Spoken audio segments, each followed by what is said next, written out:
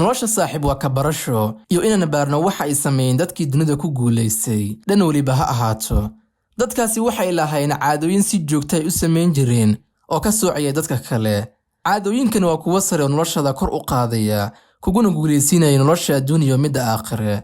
waxaad ku soo dhawaataa 4 caado oo haddii si joogto ah u samayso mustaqbalkaaga wax badan ka bedeli doona.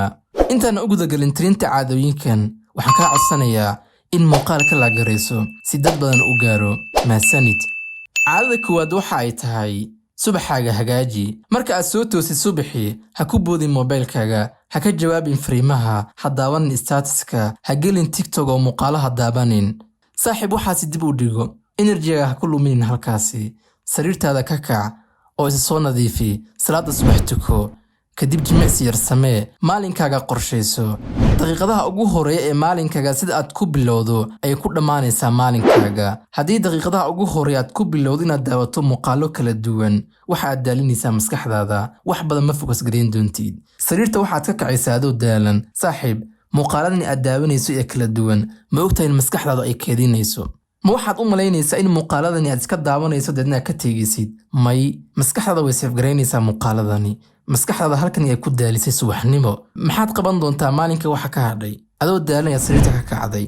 marka waxaad ogaataa in daqiiqadaha ugu horeeya waxa aad ku qabato ama ku bilowdo in saameyn ay ku leeyihiin maalinkaaga.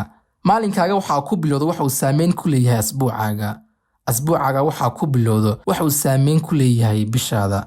bishaada waxaad ku bilowdo waxa ay saameyn ku leeyihiin sanadkaaga. saaxiib, waxaan way isbiirsanayaan. waqti ayuu biirsanayaa, maalin ayay biirsanaysaa, asbuuc ayuu biirsanayaa. marka daqiiqadaha ugu horeeya maalinkaaga waxaad ku bilowdaa wax anfac kuu leh. caadada labaad ee aan rabo inaan kula wadaago waxa ay tahay waxaad dhigataa hadaf aad rabtid inaad gaarto. qof bila hadaf adduunkani ma jirto waxa uu u nool yahay ka sokow marka laga imaado inuu Ilaahay caabudo. haddii hadda hadaf la'aan aad tahay oo aan ku weydiiyo maxaad u nooshahay ka sokow Ilaahay caabuditaankiisa, maxaad dhihi doontaa? waa noolaanayaa. xitaa nolosha aad noolaanaysid ma ahan mid raaxo ku salaysan. noloshani waxay u baahan tahay hadaf aad hiigsanayso, hadafkaad u nooshahay ka sokow Ilaahay caabuditaankiisa, hadafkaad u dadaalayso, hadafkaad u samaynayso wax kasta, waqti kasta uu kaaga baxaayo. intaad hadafkaa ka gaaraysid inaad ku raaxaysanaysid qabashada howlaha adag. saaxiib, waxaas waa wax rag kaa dhigaayo. gabar, waa waxaas wax gabar kaa dhigaayo.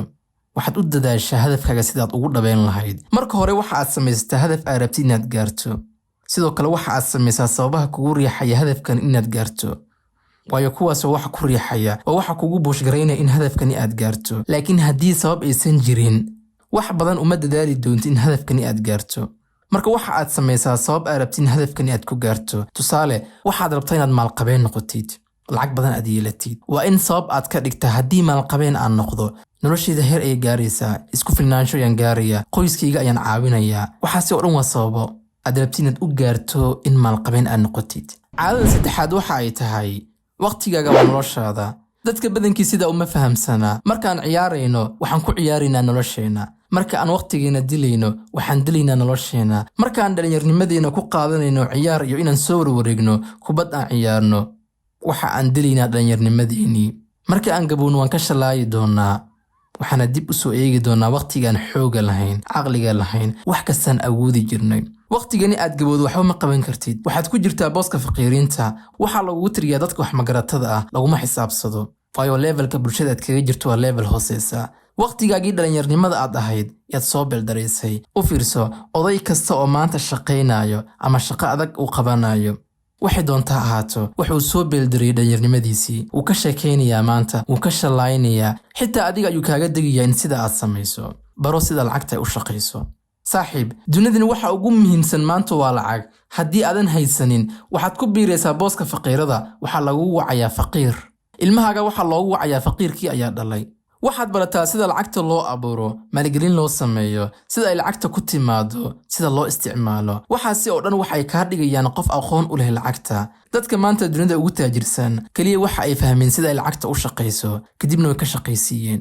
haddii maanta aad akhriso buugaagta ka sheekeynaya dadka guulaystay, qofka soo guulaystay waxa uu xaliyay baahi taagneyd.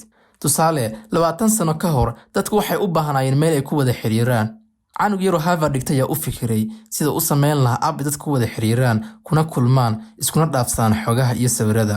ninkaas aan ka hadlayo waa Facebook, waxa uu xaliyay dhibaato markaasi taagnayd. Tusaale kale, Amazon ninka sameeyay waxa uu xaliyay baahi. Aasaasaha Amazon Jeff Bezos waxa uu xaliyay baahi markaasi taagnayd ay dadku u qabeen inay helaan meel ay ka adeegtaan deedna guryahooda loogu keeno. Top 10ka dunida maanta ugu taajirsan dhammaantooda waxay xaliyeen baahi la qabay.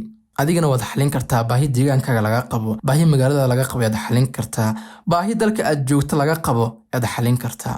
waxaad daawataa waraysyada laga qaado dadka lacagta sameeyay sida ay ku sameeyeen.